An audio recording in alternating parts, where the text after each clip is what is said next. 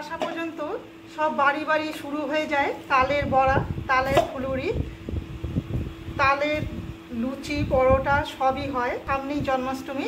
তা আজকে আমি করে নেব তালের ফুলুরি। তা তালের ফুলুরি করতে আমি প্রথমে তালটাকে এইভাবে ভেঙে নিয়ে ওপরে খোসাটা ছাড়িয়ে নিয়ে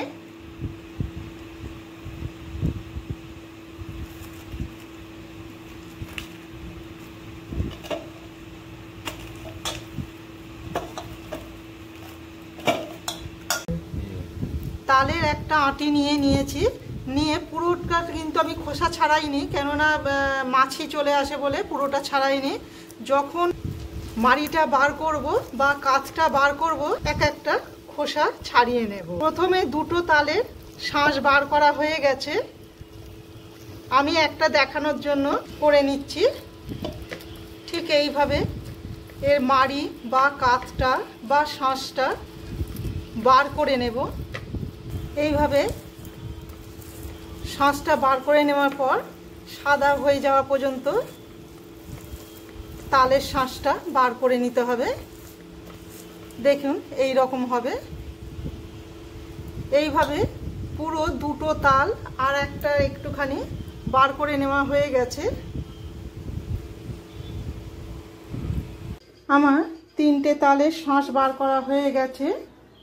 তালের ফুলুরি করতে আমি আটা ব্যবহার করব, তবে আপনাদের ইচ্ছে হলে ময়দাও ব্যবহার করতে পারি। আটাতে আমার টেস্টটা যেন বেশি লাগে। 4.5 হাতা মতো আটা দিলাম, দিয়ে দিচ্ছি সুজি। ওই একই হাতা 2 হাতা সুজি দিলাম, তবে লাগলে পরে আরও কিছুটা সুজি দেব। 3 হাতা দিলাম। এবার দিয়ে দেব তালের কাঠ,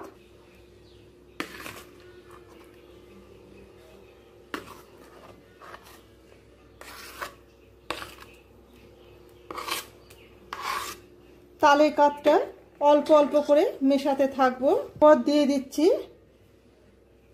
নারকেল কোড়া, 3 টেবিল চামচ নারকেল কোড়া দিলাম। দিয়ে দেব সন্ধক, লবণ সামান্য, 2 পিঞ্চ খাবার সোডা, দিয়ে দিচ্ছি 1 টেবিল চামচ মৌরি, আর কয়েকটা গোলমরিচ আধ ভাঙা করে নেব।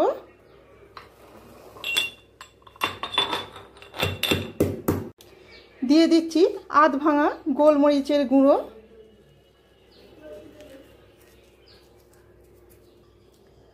গোলমরিচের গুঁড়োটা দিয়ে ভালো করে মেখে নেব।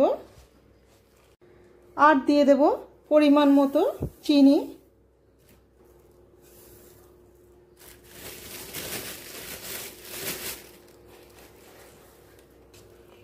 আটা, সুজি, তালের কাঠের সাথে চিনিটা মিশিয়ে দেব। মিশিয়ে নেওয়ার পর আধ ঘন্টা মতো রেস্টে রেখে দেব, যতক্ষণ না চিনিটা গলে যাচ্ছে। ব্যাস এইভাবে রেখে দিলাম। তালের বড়াটা করার জন্য আধ ঘন্টার জন্য রেস্টে রেখে দিয়ে বাকি যে তালের কাঠটা ছিল সেই কাঠটা জাল দিয়ে রেখে দেব। অন্য দিন কিছু না কিছু রেসিপি করে আপনাদের কাছে তুলে ধরব। তা তালের কাঠটা জাল দেওয়া হয়ে গেছে, ফুটে গেছে। এই রকম অবস্থাতে আমি তুলে রাখব।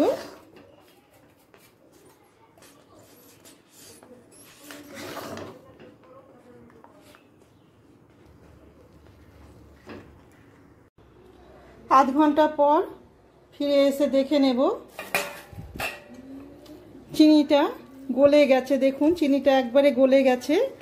এরপর একবার ভালো করে মিশিয়ে নেব।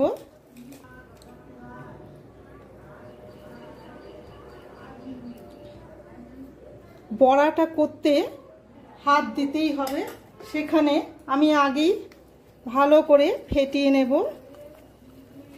ফেটানোটাও হয়ে গেছে। ঠিক এই ধরনের বড়ার আকারে পড়ে যায়, এইভাবে যাতে চট করে পড়ে যায়। তেলটা গরম করতে দিয়ে দিয়েছি। গ্যাসের ফ্লেমটা মিডিয়াম টু হাইয়ে রেখে দিয়েছি।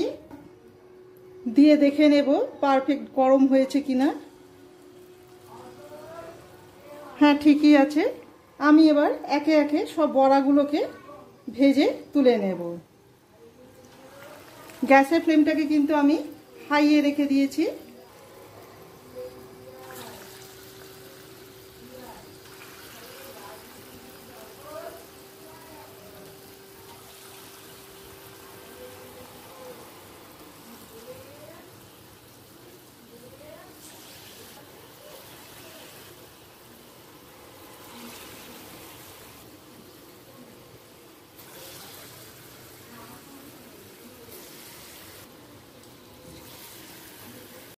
একটা দিক হয়ে গেলে অপর দিকটাও উল্টে দেব।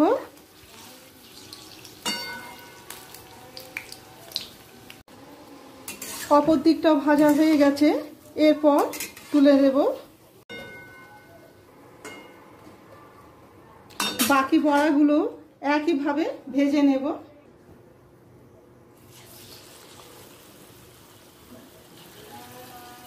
আজকে আমার প্রথম তালের বড়া করা এ বছরে, তাই প্রথম বড়াটা আমি গোপাল গোবিন্দকে নিবেদন করব, তাই একটু আলাদা করেই আগে সরিয়ে রাখলাম, আর পরের বড়াগুলো অন্য সময় করে নেব। তালের বড়ার রেসিপিটি আপনাদের কেমন লাগলো অবশ্যই কমেন্ট করে জানাবেন। ভালো লেগে থাকলে একটা লাইক, শেয়ার আর সাবস্ক্রাইব করে রাখার অনুরোধ রইল। আবার নতুন কোনো রেসিপি নিয়ে আপনাদের কাছে ফিরে আসব। সবাই ভালো থাকবেন। ধন্যবাদ।